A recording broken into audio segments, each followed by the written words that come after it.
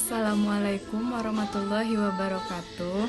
Kami dari kelompok 1 akan mempresentasikan tentang kedatangan Islam dan Islamisasi di Asia Tenggara. Anggota dari kelompok 1 yaitu Zaneta Dwi Putri, Husnul Khotimah, Adel Eka Fazila, dan Ririn Saputri. Selamat menyaksikan. Assalamualaikum warahmatullahi wabarakatuh. Saya Husnul Khotimah. Sebelum masuk ke dalam materi, diketahui bahwa Asia Tenggara menjadi salah satu negara terbesar kategorinya, yakni cakupan Islam yang luas. Banyak terdirinya kerajaan-kerajaan Islam di wilayah ini yang menjadi tolak ukur tentang pernyataan bahwa Asia Tenggara merupakan wilayah Islam terbesar dan terluas penyebaran syiar Islam.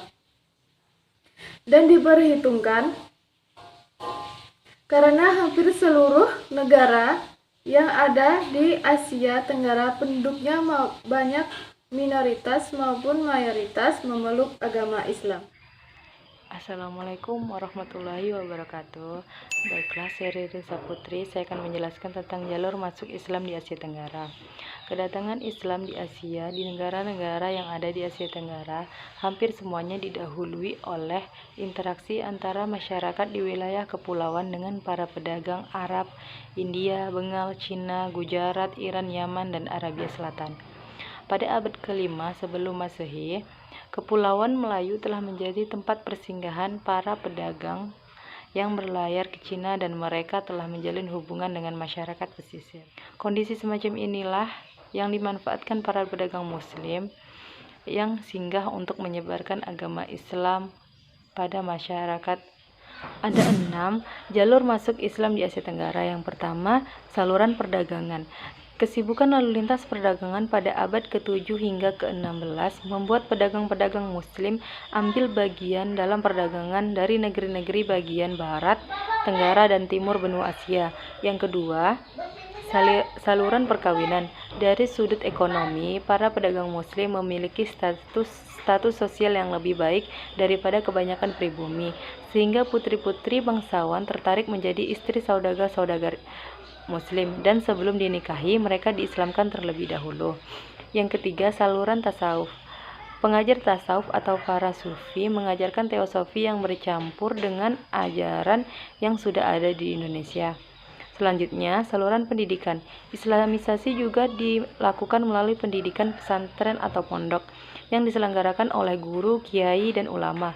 Di pesantren itu, calon guru, kiai, dan ulama mendapatkan pendidikan agama. Setelah keluar dari pesantren, mereka pulang ke kampung atau berdakwah di kampung masing-masing. Selanjutnya, saluran kesenian.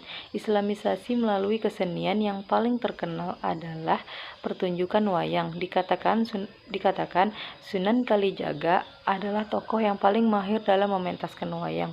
Beliau tidak pernah meminta upah, tetapi beliau meminta para penonton untuk mengucapkan 2 kalimat syahadat.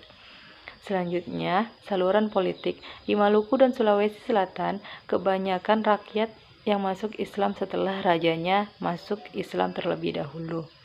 Pengaruh politik raja sangat membantu tersebarnya agama Islam.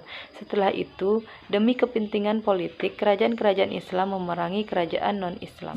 Saya akan menjelaskan tentang teori masuknya Islam di Asia Tenggara. Teori pertama ada 2 yang para ahli yang mengemukakan. Yang pertama, Pijenapel. Asal mula Islam menjalin kontak dengan Asia Tenggara berangkat dari Gujarat ke Malabar. Yang kedua, Snok Horonje. Ketika komunitas Islam Arab sudah mapan di beberapa pelabuhan benua India, maka mereka masuk ke dunia Melayu sebagai penyebaran agama Islam pertama.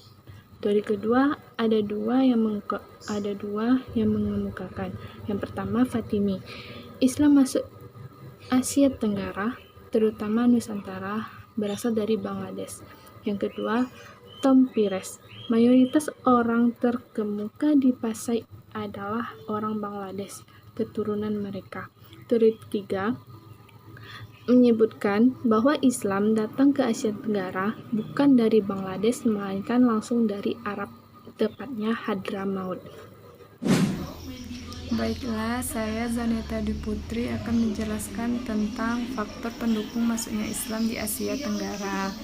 Yang pertama yaitu agama Islam yang semakin berkembang mampu mendirikan kerajaan Islam di Samudra Pasai pada tahun 1292 Masehi di bawah seorang Raja Al-Malikus Saleh. Kerajaan Islam Samudra Pasai ada pengaruh dari kerajaan Mamalik di Mesir, atau setidak-tidaknya ada hubungan erat antara keduanya. Kerajaan Pasai mengalami perkembangan pesat di masa pemerintahan Al-Malikus Zahir tahun 1326 Masehi sampai dengan 1348 Masehi. Al-Malikus Zahir mendalami ilmu agama. Ia banyak melakukan kegiatan-kegiatan untuk memajukan agama.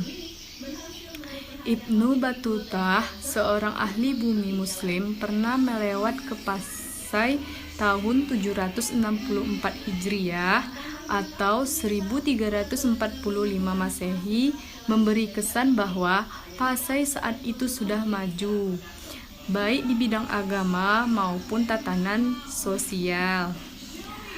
Selain kerajaan Islam Samudra Pasai, di Sumatera juga berdiri kerajaan Islam Aceh. Perlu diingat juga peranan Malaka dalam penyebaran Islam. Ketika Malaka berkembang menjadi pusat perkembangan agama Islam di Asia Tenggara hingga mencapai puncak kejayaan di masa pemerintahan Sultan Mansur Syekh pada tahun 1459 sampai dengan 1477 Masehi. Kebesaran Malaka ini berjalan seiring dengan perkembangan agama Islam. Negeri-negeri yang berada di bawah taklukan Malaka banyak yang memeluk agama Islam.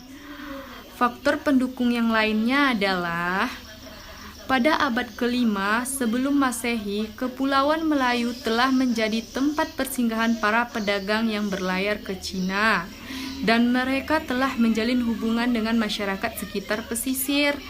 Kondisi semacam inilah yang dimanfaatkan para pedagang Muslim yang singgah untuk menyebarkan Islam pada warga sekitar pesisir. Yang berikutnya adalah dengan masuknya raja ke dalam agama Islam, maka Islam kemudian menjadi agama resmi di kerajaan Malaka, sehingga banyak rakyatnya yang ikut masuk Islam. Apabila proses Islamisasi berdasarkan informasi sejarah Melayu dan beberapa sumber lainnya, maka berkesan bahwa konversi kepada Islam berawal dari seseorang sultan, barulah kemudian ke kalangan elit penguasa lainnya, dan seterusnya diperintahkan kepada rakyat untuk menerimanya. Ini memperlihatkan Islam tersebar dari atas ke bawah. Kesan seperti ini ada benarnya, namun tidak berlaku terhadap semua model-model Islamisasi lainnya. Sebelum seorang raja diislamkan, lebih dahulu banyak masyarakat yang telah Muslim, terutama melalui jasa pedagang Muslim, ulama, dan guru-guru agama yang secara persuasif bertemu mereka. Itulah faktor pendukung masuknya Islam di Asia Tenggara. Terima kasih. Baiklah, itulah hasil presentasi dari kelompok 1. Lebih dan kurang kami mohon maaf. Assalamualaikum warahmatullahi wabarakatuh.